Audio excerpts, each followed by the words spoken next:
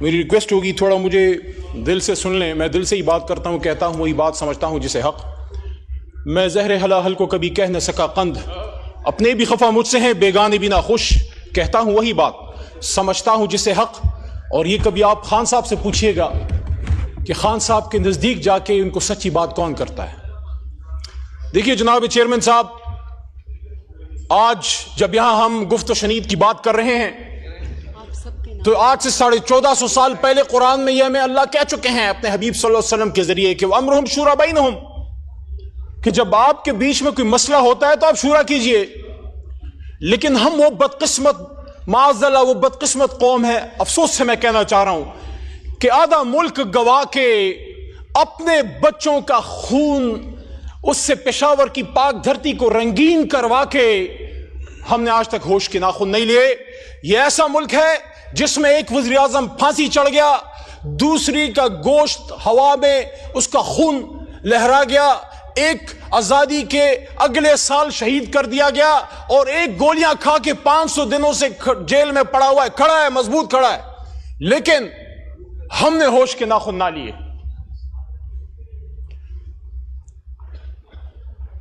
मैं समझता हूं जनाबे चेयरमैन साहब के कोई भी सियासतदान हो, सियासतदान गोली नहीं मारता,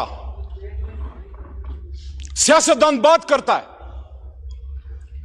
सियासतदान की खूबी यह है कि वो बगैर लड़े आपको मुल्क दे देता है। वो पीछे तस्वीर लगी है, घोड़े पे बैठ के हाथ में बंदूक थामे पाकिस्तान आजाद नहीं हुआ था। पाकिस्तान एक पॉलिटिकल वर्कर ने कलम की ताकत से एक बैरिस्टर लिंकन जिनके उसने हमें हासिल करके दिया था। अफसोस उसकी सिर्फ तस्वीर पीछे लगाने के लिए हमने रख छोड़ी है और माल पानी बनाने के लिए रख छोड़ी है। कहते हैं कायदे आज़म दो तो काम होगा, शर्म नहीं आते हमें। यहां बड़ी बड़ी पॉलिटिकल लेगेसीज हैं और सबका मुझे एहतराम है क्योंकि ऐसे नहीं बनती, कुर्बानियों से बनती है। गफ्फार खान बाबा की भी लेगेसी है, आज जो उनके पोते नवासे कर रहे हैं उससे मेरा कोई काम नहीं है, लेकिन मैं इज्जत तकरीम देता हूं गफ्फार खान बाबा को भी, वली खान साहब को भी। भुट्टो साहब की भी लेगेसी है, मुस्लिम लीग की भी लेगेसी है। लेकिन मेरे भाइयों, मुझे आप ये तो बताइए, ये जो इस वक्त डी चौक में शहीद हुए पड़े थे, इनको क्या हिंदुस्तान में आके मारा है? आर्मी पब्लिक स्कूल का सानिहा कल की तारीख में हुआ था। 16 दिसंबर पाकिस्तान की तारीख का स्याह तरीन दिन है। 1971 में एस्टैब्लिशमेंट सियासतदानों को दोष देती है, सियासतदान एस्टैब्लिशमेंट को दोष देते हैं। इतनी बड़ा पाकी दामा की हिकायत, दामन को जरा देख, जरा बंद कुबा देख। कोई कहता है जनरल यहया ने फौज कुशी की, कोई कहता है तुमने इधर हम उधर तुम का नारा लगाया, कोई कहता है हाइब्रिड रजीम है। यह हाइब्रिड रजीम क्या 2017 से आई? 1986 में जब मोहतरमा बेनजीर भुट्टो शहीद पाकिस्तान उतरी एग्जाइल के बाद, पाकिस्तान की तारीख शायद है कि या वो दिन था या 30 अक्टूबर 2011 जब पूरा लाहौर निकल आया था, या पूरा लाहौर बेनजीर के लिए निकला है या इमरान खान के लिए निकला है। लेकिन जब सन 86 में, मेरा सवाल आज इस पार्लियामेंट से, ये मुकदमा जमहूरियत है, मैं किसी नवाज शरीफ जरदारी या इमरान खान की बात नहीं कर रहा, मैं इस पार्लियामेंट का, इस जमहूरियत का रोना रो रहा हूं कि आज हमें हाइब्रिड रजीम की बात की जाती है। यहां सिलेक्टेड की बात हुई, हमें सिलेक्टेड भी कहा गया, पता नहीं क्या क्या कहा गया। शुक्र है कातिल तो नहीं कहा गया, कातिल तो नहीं है, अपने हमारे हाथों में किसी का खून नहीं है, शुक्र अल्हम्दुलिल्लाह। यहां बेशुमार लोग आया करते थे। इसी डी चौक में मैं, परवेज खटक और शेख रशीद इमरान खान के हुक्म पे जाके एंगेज करते थे। यहां सादजा कराम आए, यहां LHVs आई, यहां नर्सेज आए, यहां सरकारी मुलाजमीन आए, यहां उलमा कराम आए, यहां बिलावल साहब आए, यहां मरियम नवाज साहब आई। हमने एंगेज किया, न गोली चलाई, न किसी को पकड़ा। 24 घंटे से ज्यादा रिकॉर्ड किसी के पास नहीं है कि हमने किसी को जेल में रखा। जनाब चेयरमैन साहब, यहीं इसी कुर्सी पे कायदे अवाम तशरीफ फरमा थे शहबाज शरीफ साहब, और मैंने उनके सामने ये गोश्त गुजार की बात,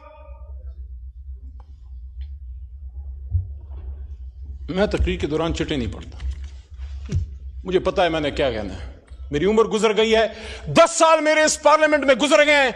वल्लाह मैंने यहां लड़ाई देखी है, ऐसे लगता है जैसे हम घरों से यहां लड़ने के लिए आते हैं, जैसे ये कैमरास बंद होते हैं फिर आपस में चाय पीते हैं। ये मुनाफिकत नहीं है? एक दूसरे की शादियों में जाते हो, एक दूसरे से मिलते मिलाते हो, इकट्ठे जाके उम्रे करते हो, लेकिन जब कौम की बात आती है फिर आपस में लड़ते हो। किसको दिखाने के लिए? अल्लाह को राजी करो यार। इज्जत जिल्लत इमरान खान, नवाज शरीफ या जरदारी के हाथ में नहीं है। इज्जत और जिल्लतों का मालिक वो है जिसके 100 नाम ऊपर लिखे हुए। आज वो बात करो जो खुदा लगती बात हो, जो हक लगती बात हो। एबटाबाद डिवीजन में जनाब चेयरमैन साहब, मैं एक एक शहीद के घर गया हूं। यहां छोटा भाई इधर बैठा हुआ था, अता तारड़ साहब इस वक्त नहीं है।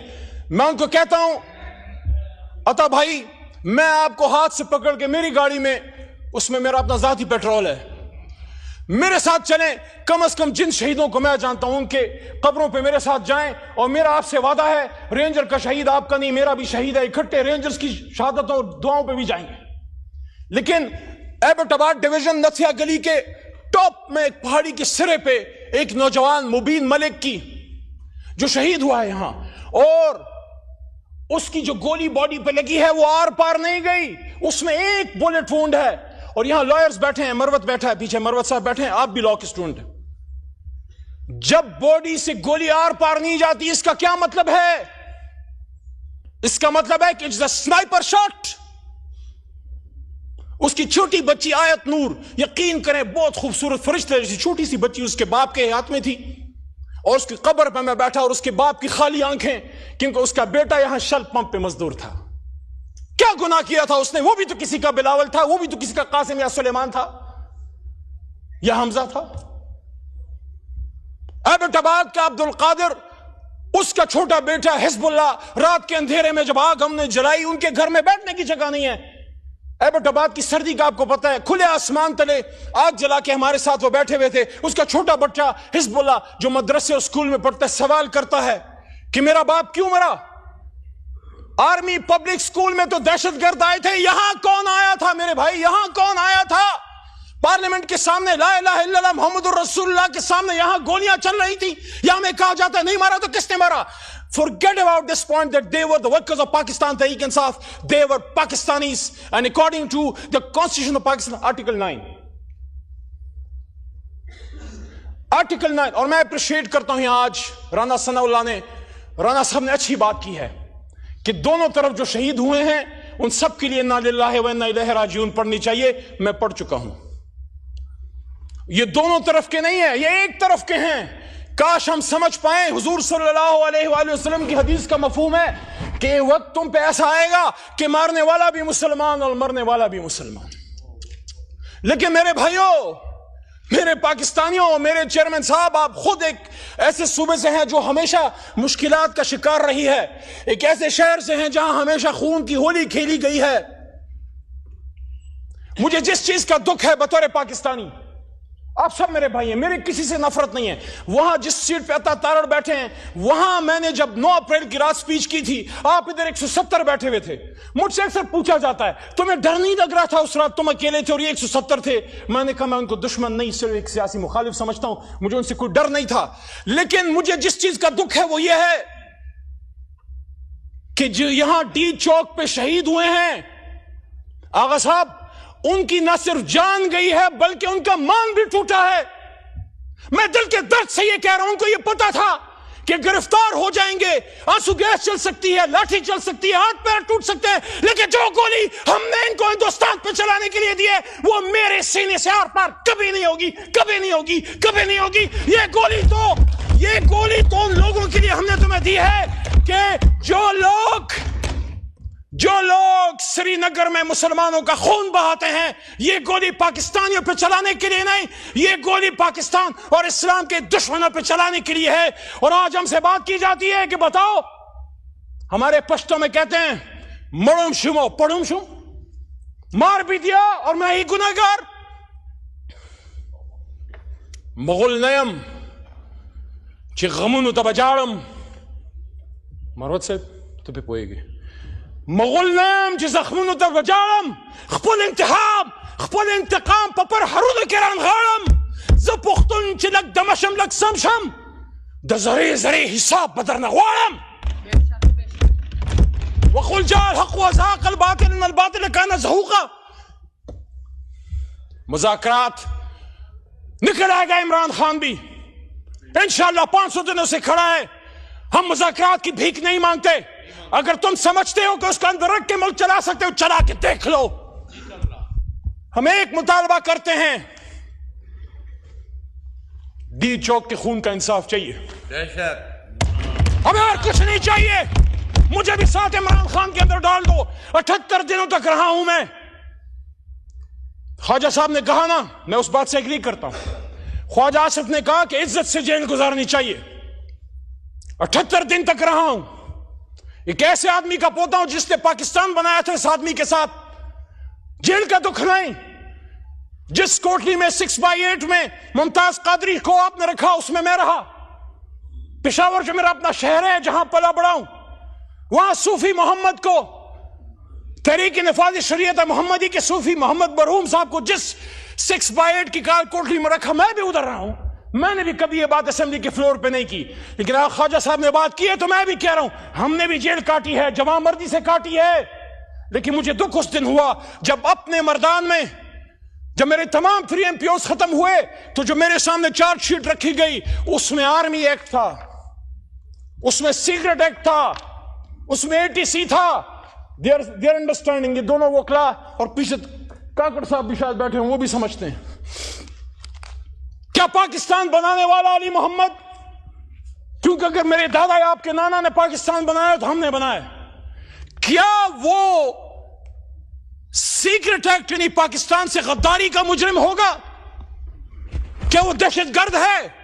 वो मर्दान जिसने मुझे 3 बार इज्जत दी, उस वक्त 2 बार पास हुआ था।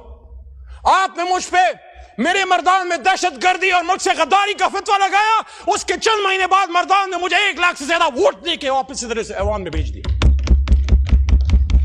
देखिए, खुदा लगती बात करें, ये पाकिस्तान मगरिबी पाकिस्तान वालों ने नहीं, मशरिकी पाकिस्तान वालों ने बनाया था, बंगालियों ने बनाया था। हम उनको 2nd दर्जे के सिटीजन समझते थे। हम उनसे बात करना तौहीन समझते थे। हम समझते हैं ये लड़ नहीं सकते। हम समझते हैं सिविल सर्विस नहीं चला सकते। वो जीत गया, हमने उसको हुकूमत दे देते। हुकूमत क्या हो जाता? हां, गैर मुल्की साजिशें हुई। वो क्या कहते हैं कि दीवार क्या गिरी, मेरे कच्चे मकान की लोगों ने मेरे घर में, मेरे आंगन से या घर से रास्ते बना लिए। जब हमने हक नहीं दिया तो फिर अगरतला साजिश हुई। जब हमने हक नहीं दिया तो मुक्ति बहानी बनी और इंदिरा ने उसको, इंदिरा गांधी ने सपोर्ट किया। लेकिन बंगाली, ये भी तो अपने आप से सवाल कीजिए, वो बंगाली जो हमसे पहले पाकिस्तान जिंदाबाद कहते थे, वो बंगाली फिर हिंदुस्तान जाके मुक्ति बहानी की ट्रेनिंग कौन ले रहा था? हिंदुस्तानी फौज के आर्म मिलिट्री पर्सनल भी मुक्ति बहानी के जामे में आते थे। लेकिन हम तो इतने संग दिल हैं कि उस माहौल में जब एक साजिश हुई, हमारी गलतियां हुई पॉलिटिकल, हमने एक्सपीडियंसी का मुजाहरा किया, हमने मिलिट्री ऑपरेशन किया, लेकिन उस माहौल में मशरिकी पाकिस्तान में जिन लोगों ने पाकिस्तान जिंदाबाद कहा, जिन्होंने इस्लाम जिंदाबाद कहा, कायदे आज़म जिंदाबाद कहा, जिन्होंने पाक फौज उस वक्त जिंदाबाद कहा, उन बहारियों को आज तक अपने इस मौजूदा पाकिस्तान में आप शनाख्ती कार्ड तक देने के रवादार नहीं। पाकिस्तानी तो मानो जिसने चलती गोलियों में पाकिस्तान जिंदाबाद कहा। कहानी बड़ी लंबी है, शॉर्ट करते हैं 3-4 मिनट में, आपका शायद जब्त इतना ना हो। आर्मी पब्लिक स्कूल, मैं हिस्ट्री का स्टूडेंट हूं और चीजों को देखता हूं, मैं मीडिया में रोज जाता हूं, 10 साल से जा रहा हूं। जब 16 दिसंबर 2014 हो रहा था, जनाब राजा परवेज अशद साहब, साबिक वज़ीर आज़म, आप भी जिम्मेदार होते पर, आपके दिल में भी दर्द है मुल्क का। उस वाकई से चंद दिन पहले Indian security adviser Ajit Doval ने ऑन रिकॉर्ड कहा था, हम इस पाकिस्तान को सबक सिखाएंगे, हम इनको तकलीफ देंगे। शहरयार भाई बैठे, इंटीरियर मिनिस्ट्री चलाई, इनको इन चीजों का पता है। क्या हमें वो दुख, वो दर्द महसूस होता? आंखों से आंसू चले जाते हैं। लेकिन वो माएं कहती हैं, हमारे बच्चों को शहीद मत कहो। हमने उनको स्कूल शहादत के लिए नहीं, उनको स्कूल के बैग पीछे बांध के भेजा था। उन्होंने इंजीनियर बनना था, उन्होंने डॉक्टर बनना था, उन्होंने आपकी कुर्सी पे बैठना था। जनाब चेयरमैन साहब, उनको उस छोटी सी उम्र में मासूम शहीदों को, यह सिर्फ एक शहादत नहीं है। अगर हम इसको समझें, गैरत है बड़ी चीज जहान है तगदों में, चेयरमैन साहब, गैरत है बड़ी चीज जहाने तकदो में, पहनाती है दरवेश को ताजे सरे दारा। ये हिंदुस्तान ने हमारे मुंह पे थप्पड़ मारा था कि तुम्हारे घर में घुस के तुम्हारे बच्चों को शहीद कर सकते हैं, आधा मुल्क भी तोड़ सकते हैं, शहीद भी कर सकते हैं, और तुम लगे रहो आपस में एक दूसरे के कपड़े उतारने। To cut the long story short, hybrid की बात होती है। चलिए इस पे एक बात करके फिर इसी मजाकरात वाली बात पे आते हैं। बड़ी हाइब्रिड की बात होती है, वो मैंने उधर से शुरू की थी बेनजीर साहिबा के पाकिस्तान आने के। मैं नहीं कहता कि हम 100% कोई ऐसी, मैं कहता हूं कि आसमान से फरिश्ते हैं, हमसे गलती नहीं हुई, लेकिन हमने अगर गलती की है तो 2011 के बाद की होगी। जनाब राना सनाउल्लाह साहब 30 अक्टूबर के बाद शायद की हो। 1988 में जब बेनजीर वजीर आजम बन रही थी, आप मुझे बताएं उसके 2 साल बल्कि 18 महीने टू बी वेरी एग्जैक्ट, वो हाइब्रिड रजीम नहीं थी क्या? IGI जब बनी हाइब्रिड रजीम नहीं थी क्या? हमीद गुल साहब इज ऑन रिकॉर्ड कि उसमें जब उसामा बिन लादेन का पैसा इस्तेमाल हुआ बेनजीर के खिलाफ, क्या वो हाइब्रिड रजीम नहीं थी क्या? यह आज की कहानी तो नहीं, 100 बरसों की दास्तान है जनाब चेयरमैन साहब। 3-4 चीजों का बड़ा दुख है मुझे। मैं कभी पीपल पार्टी का वर्कर सपोर्टर नहीं रहा। आज भी मैं कहता हूं मुझे बड़ा अजीब लगता है, सदर आपका बैठा है, चेयरमैन सेनेट आपका बैठा है, चारों गवर्नर आपके बैठे हैं, 16 महीने आप इधर इख्तिदार में बैठे रहे, आज भी आप उन सीटों पे हैं, आज भी आप रोना रोते हैं। आ जाए इधर हमारे साथ और एक जेन्युइन अपोजिशन करते हैं। वो कहते हैं तो इधर उधर की ना बात कर, ये बता के काफिला क्यों लूटा? तेरी रहजनी का गिला नहीं, तेरी रहबरी का सवाल है। मेरे चेयरमैन साहब, हम मामलात को सुलझाने वाले लोग हैं। मैं जिस इलाके से हूं, बचपन में लोरी में हमें बंदूक और तलवार सिखाई जाती है। जुखशाल तुरा पलास कफन पगाड़ा बरा पासम कि खबर शुम च पुख्तुन दचा गुलाम शो। मैं खुशाल खान खटक कब्र से हाथ में तलवार और कफन पहने निकल आऊंगा अगर मुझे यह पता लगा कि पख्तून या मुसलमान किसी का गुलाम बन गया। लेकिन हम आपस में लड़के जीत भी गए तो किससे जीतेंगे? लाश तो पाकिस्तानी की गिरी है ना। अगर इधर अनीस सत्ती की गिरी है इस्लामाबाद में, मैं सब जगहों पे गया हूं। वो अपनी मां को ये कह के गया था चेयरमैन साहब कि मेरे लिए दुआ करना, मैं अपने लीडर को आजाद करने निकला हूं। आपके भी लीडर के लिए लोगों ने अपने आप पे आग लगाई थी, खुदकुशियां की थी जनाब। हालांकि खुदकुशी इस्लाम में हराम है, लेकिन मेरे भी लीडर के लिए मरते वक्त उन्होंने खून से कैदी नंबर 804 लिखा है। Look at the commitment of the level of the workers of Pakistan Tehreek Insaf. Imran Khan को किसी ने अकेला नहीं छोड़ा। मियां साहब का गिला अपनी जगह दुरुस्त है। जब मियां साहब ने फरमाया कि उनको कहा जाता था कि कदम बढ़ाओ मियां साहब, हम तुम्हारे साथ हैं, लेकिन जब मुशर्रफ का आहनी हथौड़ा चला, जुल्म हुआ, इमरजेंसी कायम हुई, मियां साहब ने देखा तो मादूद चंद लोग थे, एक जावेद हाशमी था, उसको भी फिर आपने प्रॉपर्ली ओन नहीं किया। लेकिन ये क्या कहें, हमारा भी उसी तरह का दर्द है। ऐसा ना हो जो खड़े थे इस तरफ, कल को फिर वो पीछे ही खड़े रहे और निकल गए थे वो फिर आगे बैठे हों।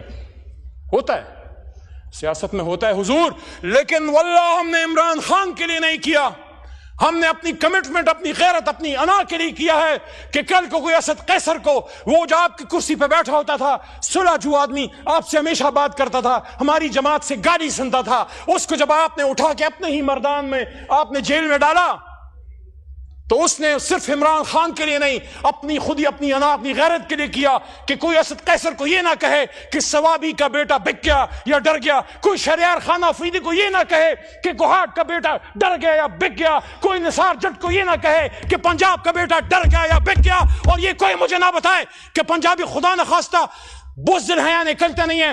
इस लेवल की फस्तायत आप पख्तूनख्वा में करो, यहां भी कोई नहीं निकलेगा। हमने तो सुना था कि माए बहनें सांझी होती हैं, ये कैसी सांझी माए बहनें हैं? जब मेरी और आपकी माँ रेहाना डार के सर से दुपट्टा छीना गया और उसको खींचा गया, तो फिर सियालकोट के साथ पूरा पाकिस्तान क्यों ना रोया? और आप क्यों ना रोए? आपकी तो जमात ही खवातीन के हकूक पे बनी है हुजूर।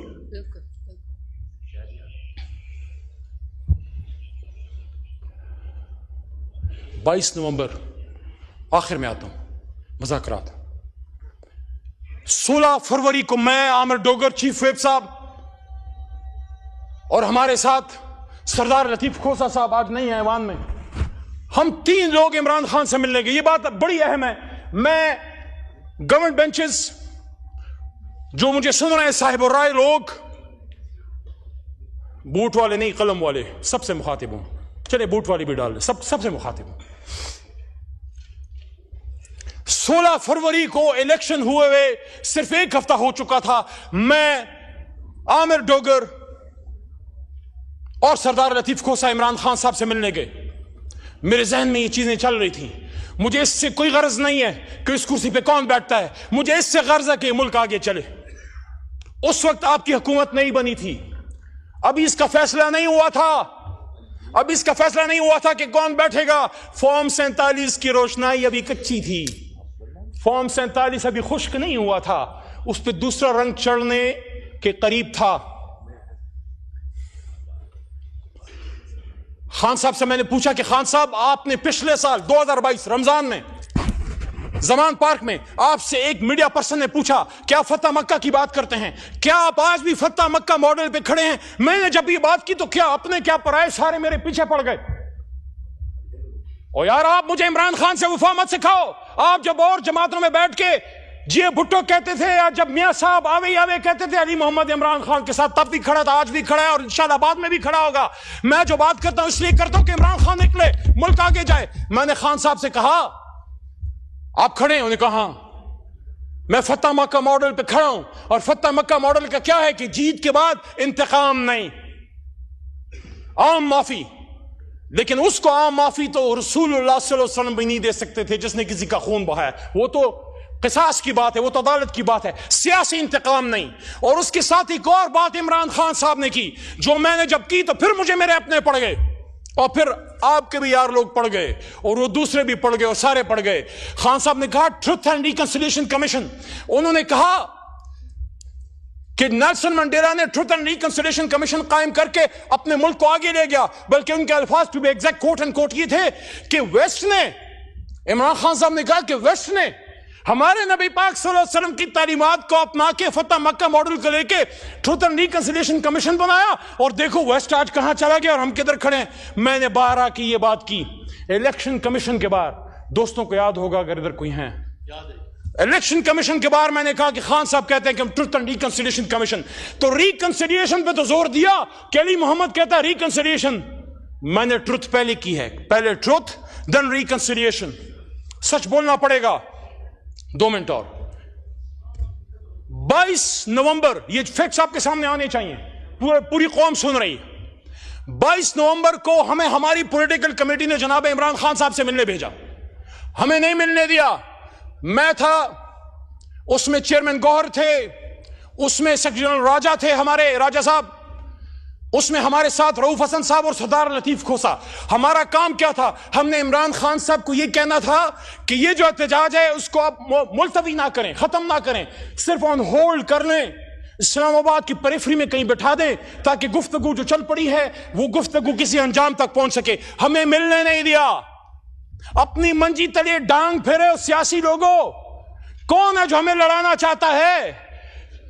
किसको पता था कि हम किस लिए जा रहे हैं?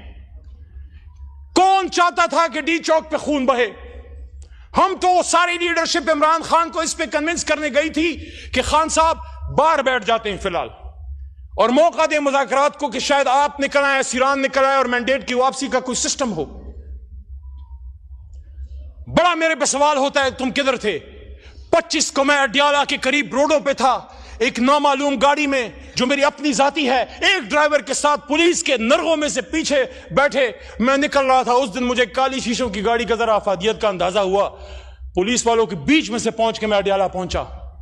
यहां राणा साहब ने कहा ना कि इजाजत दी गई थी। राणा साहब, अली को इजाजत नहीं मिलती, क्योंकि किसी को पता है कि अली जो है मामलात को ठीक करना चाहता है, अपने लीडर को बगैर लड़े बगैर खून बहाए निकलवाना चाहता है। उस दिन गौहर साहब को भेजा गया अंदर, सैफ साहब को भेजा गया अंदर, अली मोहम्मद फिर भी 2 घंटे अडियाला के बाहर बैठा रहा। और उसके बाद 5-6 दफा मैं गया हूं, मुझे नहीं मिलने दिया जाता, क्योंकि हम चाहते हैं ये खून बहना बंद हो, ये लड़ाई मार कुटाई बंद हो, आप बात करें और निकले इस जंजाल से, इस मुसीबत से। इमरान खान भी सहवान में आए, मियां नवाज शरीफ भी आए। और अब आखिरी बात की तरफ आता हूं। देखें, हम स्कूल गोइंग थे जब मियां साहब वजीर खजाना थे। बिलावल साहब अपनी मां की गोद में जेल के आगे बैठे रहते थे। नस्ल जवान हो गया, आज बिलावल की खुद शादी की उम्र है, उसकी माशाल्लाह जो सिस्टर है उनकी माशाल्लाह अब बच्चे हैं। इतना वक्त गुजर गया बीच में, मियां साहब की अपनी बेटी वजीर आला बन गई, इमरान खान साहब वजीर आजम बन गए, एक नस्ल जवान हो गई, दूसरी शादी की उम्र तक पहुंच गई। लेकिन पाकिस्तान में म्यूजिकल चेयर खत्म नहीं हुआ, लड़ाइयां खत्म नहीं हुई, आपकी हाइब्रिड रजीम खत्म नहीं हुई। आपकी लोगों को यह एक फैसला कर लो कि पाकिस्तान को चलाना है तो पार्लियामेंट से चलाना है। रावलपिंडी अगर जाना है तो सिर्फ किसी की दुआ या तकरीब में जाएं, किसी से इशारे में इशारे ना लें, अपने अल्लाह से इशारे लें, अपने अल्लाह के हुक्म पे आए, अवाम की ताकत से आए, अवाम की वोट से आए और उनको भी बताएं जब तक आप अपने आखिरी बात आप अपने आईनी रोल में होंगे, जब तक आप अपने आईनी रोल में होंगे, जब तक आप बॉर्डर्स की हिफाजत करते हैं, जब तक आप हिंदुस्तानी सांपों को कुचलते हैं, हम आपको अपने सर पे बैठाते हैं। लेकिन जब आप हमारे अपने मुल्क में हमारे बच्चों के सर कुचले जाते हैं, फिर हमें दुख होता है, फिर हमें तकलीफ होती है और फिर हम सवाल करते हैं। और जब सवाल करते हैं तो अपनी शहर मर्दान में फिर आर्मी एक्ट और सीक्रेट एक्ट और एंटी टेररिज्म एक्ट, और क्या सिर्फ हम पे लगे, आप पे नहीं लगे? तो जनाब 70 साल की हो गई ये लीडरशिप, इज्जतें भी देख लें, जेलें भी देख लें, मुल्क से दरबदर होना भी देख लिया। 70 के बाद या 60 के बाद तो फिर अल्लाह ही याद आता है। मियां साहब इज 70+, जरदारी साहब इज 70+, इमरान खान साहब इज 70+, और मौलाना फजल रहमान साहब भी 70 के करीब होंगे शायद। मेरी तजवीज है, मुझे पता है मेरी बात सदा बसहरा होगी, लेकिन मोहब्बत गोलियों से बो रहे हो, वतन का चेहरा खून से धो रहे हो, गुमा तुमको के रास्ता कट रहा है, यकीन मुझको के मंजिल खो रहे हो। तीनों बड़े लीडर आए, पार्लियामेंट में बैठे और ये फैसला करें मिलके हुकूमत नहीं बनाएंगे, ये नहीं हो सकता। आग और पानी इकट्ठे नहीं हो सकते। पीपल्स पार्टी नून लीग का आपस में एक नजरियाती इख्तिलाफ रहा है, हमारा आप दोनों से नजरियाती इख्तिलाफ रहा है, लेकिन उस पे तो इख्तिलाफ नहीं, इस पे तो इख्तिलाफ नहीं, न क़ायद पे इख्तिलाफ, न इस झंडे पे इख्तिलाफ, ना इन पे इख्तिलाफ, ना अल्लाह पे इख्तिलाफ, ना कुरान पे इख्तिलाफ, और ना इस बात पे इख्तिलाफ कि ला इलाहा इल्लल्लाह मोहम्मद रसूलुल्लाह या पाकिस्तान का मतलब क्या। तो फिर इसका मतलब है अगर इसके आगे कोई इख्तिलाफ होगा तो फिर वो अना की जंग होगी, फिर वो जाती इख्तिलाफ होगा। जिस तरह हमारे पख्तूनख्वा के गफार खान बाबा फरमाया करते थे कि खिदमत में तो कोई इख्तिलाफ नहीं, इख्तिलाफ तो खुद गर्जी से पैदा होता है। तो आप आए, सिर्फ 15-20 सेकंड आप आए, इमरान खान साहब को भी बाहर आने दें। मैं उसको जानता हूं, दरवेश है, मर जाएगा लेकिन झुकेगा नहीं, उसको मरने ना दें। असासा है मुल्क का, लियाकत अली खान असासा था, भुट्टो साहब असासा थे, बेनजीर शहीद असासा थी, मियां साहब भी बड़े लीडर हैं, इमरान खान साहब मुल्क के सबसे बड़े लीडर हैं। जज, जर्नल, ब्यूरोक्रेट, इंजीनियर, डॉक्टर रोज पैदा होते हैं, लीडर सालों में पैदा होता है। उसको गोलियां तो मत मारो यार, उसको गोलियां तो मत मारो यार, उसको शहीद तो मत करो यार, उससे कौम को फायदा लेने दो यार। इमरान खान, मियां नवाज शरीफ साहब और आसिफ अली जरदारी साहब की रिस्पॉन्सिबिलिटी बनती है। इस मुल्क ने आपको बड़ी इज्जत दी है, आप कहीं नहीं, तारड़ साहब ना पीएम हाउस में ना सदर हाउस में, आप पार्लियामेंट हाउस में आइए, तीनों बड़े लीडर बैठे और उसके बाद उसको वसी करें। मैं पहले 3 की बात क्यों कर रहा हूं? मैं इसलिए कर रहा हूं कि वो जमात जो मुल्क को वजीर आजम दे सकती है वो पहले बैठे और फिर उसको फैलाएं। उसमें मौलाना साहब को हाफिज नईम साहब, हाफिज नईम साहब, और उसके साथ साथ उसमें अचकजई साहब, उसमें मेंगल साहब यहां से इस्तीफा देके गया है, उसको मनाओ यार, वो पहाड़ों में गया है। एक अकबर बुख्ती काफी है पहाड़ों में शहीद होने के लिए, बस करो यार, और शहादतें नहीं चाहिए। बलोचिस्तान की पहाड़ियों में अख्तर मेंगल से भी बात करो यार, और यहां MQM से भी बात करो, क्योंकि मुझे आज भी याद है, इस वक्त नहीं है फारूक भाई, लेकिन फारूक भाई के वो शेर मुझे आज भी याद है, शायद आज मैंने बोलना भी था कि मेरे लहू से वजू, फिर वजू पे वजू, जमाने डरा हुआ हूं तेरी नमाज से मैं, आओ इधर बैठो। और फिर ये शेर इंशाल्लाह पूरा होगा कि उम्मीद अभी कुछ बाकी है। एक बस्ती बसने वाली है, जिस बस्ती में कोई जुल्म न हो और जीना भी कोई जुर्म न हो। उम्मीद है ऐसी बस्ती की, जनाब चेयरमैन साहब जल्दी नहीं, उम्मीद है ऐसी बस्ती की जहां जुल्म का कारोबार न हो, जहां जीना भी आजार न हो। उम्मीद है ऐसी बस्ती की जहां रोटी जहर से सस्ती हो। जनाब कादिर पटेल साहब, चेयरमैन साहब, काश ये बस्ती काश तुम्हारी हो, ये बस्ती काश हमारी हो। पाकिस्तान जिंदाबाद।